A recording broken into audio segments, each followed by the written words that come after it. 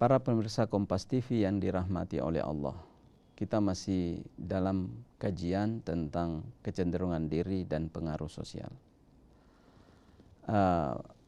Pengaruh sosial yang kita maksud adalah hal yang sifatnya eksternal dari diri manusia. Seperti halnya Al-Quran, petunjuk Al-Quran dan petunjuk hadis adalah hal yang merupakan eksternal dari manusia. Manusia tidak terlahir dengan langsung mendapatkan petunjuk. Manusia tidak terlahir langsung mendapatkan hidayah. Akan tetapi hidayah itu dari Allah Subhanahu wa taala, dari luar diri manusia. Hidayah dalam hal ini ada hidayah fitrah yang manusia itu mendapatkannya seiring dengan ketika dia terlahir. Seperti kebutuhan manusia akan makanan dan minuman, ya, Allah Subhanahu wa taala memberikan hidayah, memberikan petunjuk, dan dengan petunjuk itu ia mengungkapkan sesuatu kepada pihak lain, yaitu dengan cara menangis misalnya.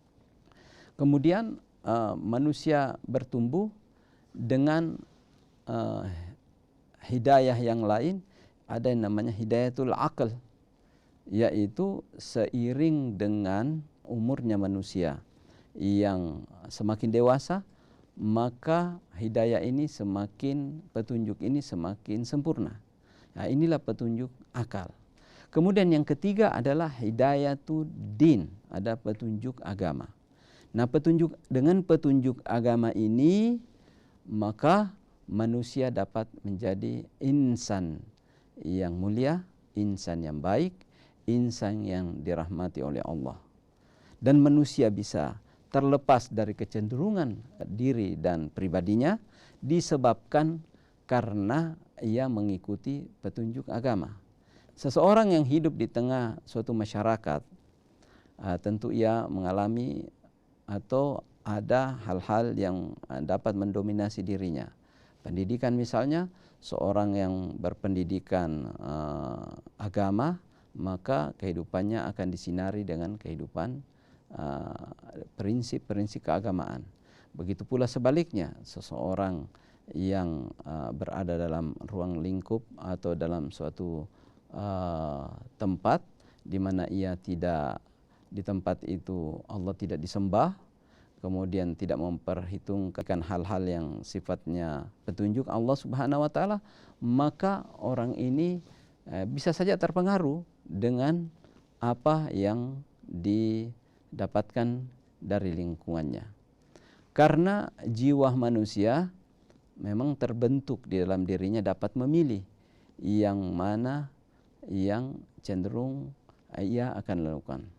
Allah Subhanahu wa taala berfirman, wa nafsin wa ma sawwaha fa'alhamaha fujuraha wa taqwaha, ya, dan demi jiwa dan pembentukan, fa'alhamaha fujuraha wa taqwaha, sesungguhnya Allah, ya, Subhanahu wa taala memberi ruang kepada manusia untuk mendapatkan ilham, untuk mendapatkan petunjuk, ya, dan dia bisa mengarahkan langkahnya kepada petunjuk yang dirahmati oleh Allah atau kepada hal-hal yang merupakan pelanggaran, maka dialah sendiri yang mengarahkan hatinya. Siapa yang bertanggung jawab terhadap sesuatu yang terjadi pada pembentukan diri manusia, pada kecenderungannya? Apakah seseorang itu terbina pasti disebabkan karena pengaruh sosial, ya, dan pengaruh-pengaruh dari luar, ataukah unsur-unsur kecenderungan pribadi? Dalam prinsip Islam semuanya kembali kepada diri manusia. Walaupun ada pengaruh-pengaruh yang sifatnya sosial, ada pengaruh petunjuk, ada pengaruh lingkungan, tetapi tidak bisa disalahkan lingkungan, tidak bisa disalahkan pengaruh-pengaruh di luar, karena manusia sendiri yang menentukannya. Taruhlah seorang bayi hidup di tengah-tengah manusia yang sama sekali tidak mengenal peribadatan kepada Allah Subhanahu wa taala. Maka karena ia tidak mengenal, karena lingkungannya tidak mengenal peribadatan kepada Allah, dia tumbuhlah si bayi ini teredukasi dengan kondisi yang ada di lingkungannya. Nurani si bayi ini, batin si bayi ini akan terus berinteraksi dengan lingkungannya, dan yaitu ada rasa nyaman atau tidak nyaman, ada rasa puas dengan tidak puas. Nah, yang pada gilirannya manusia itu, si bayi ini dengan telah bertumbuh menjadi dewasa, telah bertumbuh menjadi seorang pemuda, bahkan dewasa tadi, maka dia akan menentukan, ya. Dan dia tidak bisa mengatakan bahwa saya melakukan ini karena tindakan karena pengaruh lingkungan. Maka pengaruh lingkungan yang jadi kambing hitam. Saya berbuat kehilafan dan dosa karena diajak. Nah, tidak bisa seperti itu. Karena nuraninya senantiasa berinteraksi. Ya. Ketika suatu perbuatan salah atau pelanggaran, taruhlah dia tidak mau sholat atau tidak mau berpuasa pada bulan Ramadan, karena dia hidup di tengah-tengah lingkungan yang tidak mendukung hal itu, maka tetap harus kembali kepada dirinya. Tanggung jawab itu kembali kepada dirinya. Ya, kenapa kamu mengikuti? Karena nuraninya itu akan berbicara kepada dirinya sendiri. Tidak melakukan puasa pada bulan suci Ramadan, ini adalah perbuatan yang bertentangan dengan perintah Islam. Ya. Lantas keputusan apa yang dia ambil? Adalah keputusan saya tidak mau puasa. Siapa yang salah jadinya? Dirinya yang salah, karena dia telah melakukan ketindakan dan keputusan itu.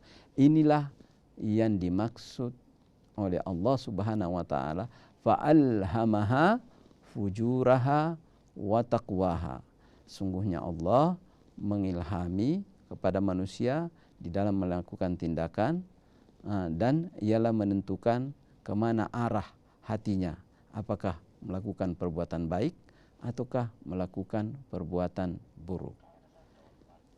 Jadi pemirsa Kompas TV yang dimuliakan oleh Allah Subhanahu wa taala, apa yang terlahir dari manusia berupa perbuatan, apakah itu dari kecenderungan dirinya ataukah dari kecenderungan pengaruh lingkungannya, adalah tetap manusia bertanggung jawab pada dirinya sendiri. Pemirsa Kompas TV yang dirahmati oleh Allah, kita akan lanjutkan kajian kita setelah jeda berikut ini.